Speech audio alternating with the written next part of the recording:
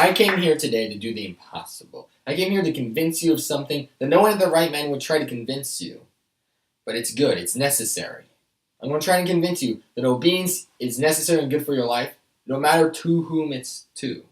And now that last phrase is what you have a problem with. You can already think of tons of examples, tons of ways to discredit. Examples from history, or your own life, even those around you. You can name examples. And that's what I'm going to challenge here today. Your notion of obedience and the definitions you use to define yourself with authority. And let's start with that right there, authority. I can't deny there is bad authority. I can't even defend the idea of people doing bad things in power. Now, does that affect you? What I mean is, does one bad apple ruin the whole batch? Yes. But does one bad apple ruin your taste in apples? No. What I mean by that here, when we use a different analogy, when we use pizza, everyone likes pizza. No one eats apples anymore. So when I make you the worst pizza imaginable, and I give it to you, and you take a bite, would you say after eating that, man, I hate pizza now. That pizza was so bad, I never want to eat pizza ever again, no matter if it's from Papa John's, Little Caesars, and Saying Pizza, places that make better pizza. No, that's foolish. The opposite happens. The opposite happens because you're like, I wish I had Little Caesar. I wish I had Papa John's. It's better than what I made you. And that's the point. Bad authority highlights good authority. It doesn't discredit authority. It just discredits the individual, not what authority does. But then the next problem comes in and is like, well, you have to obey bad authority. You have to do what they say because they're in your workplace, they're in your household, and you're just trying to go through the motions to get out.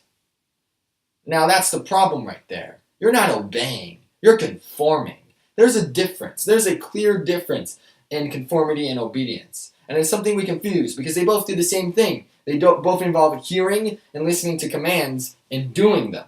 But the difference, the complete and utter difference, is in willingness. Let me give you an example here. Imagine you and your family are in North Korea and you have strong anti-government opinions. You don't like the way Kim Jong-un is running his government, or you don't like him at all.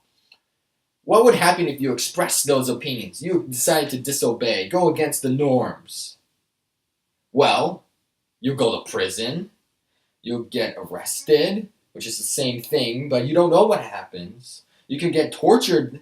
You could get less food. You'll never get to see your family again. So what do you do in that instance? You conform because the costs are too high. It's not that you don't have the ability to. Everyone has the ability to disobey. It's whether or not you have the willingness to disobey. And now that leads to the final problem in our definition and our treatment of obedience is disobedience. Everyone loves talking about civil disobedience and the good it brings.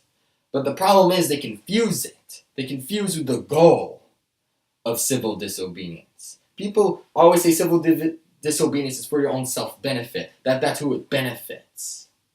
But let me use Reverend Dr. Martin Luther King to prove to you that it does the opposite. He was fighting segregation and Jim Crow laws. He was fighting Bull Connor, bad authority. There is no doubt about that. They were fighting for their rights. But you know what they were also fighting for?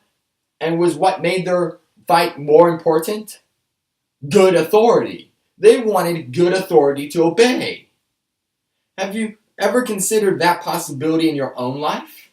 Have you ever considered challenging a bad authority, not because you want to prove yourself or want to gain something that you demand for selfish reasons, but you want to challenge them because they can do their job better, to be a better and gooder authority? That's what Martin Luther King Jr. was trying to do. He wanted to create authority he wanted to obey and his kids to obey.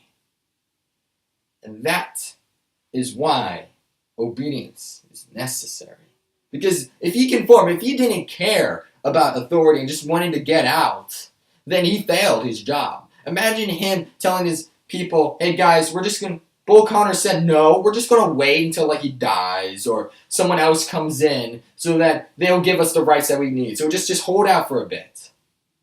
He took action. And are you taking action? You have to examine yourself deep inside you and say, what is my attitude to authority? Am I being the problem to the authority, or are they? Or are we both being a problem? Because it always takes two to create a problem or an argument or a dispute. So are you going to the table to try and say, hey, I want to work this out, because not only do I love you, not only do I have a willingness to want to obey you, but I want you to be a good authority. It is a relationship that goes both ways. And that is something that is undermined when we toss out the entire notion of obedience.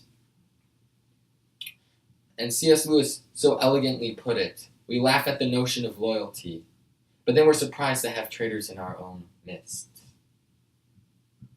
And never, ever doubt the power you can do, the stuff you can achieve in obedience, conformity, and disobedience, as long as you have the correct attitude.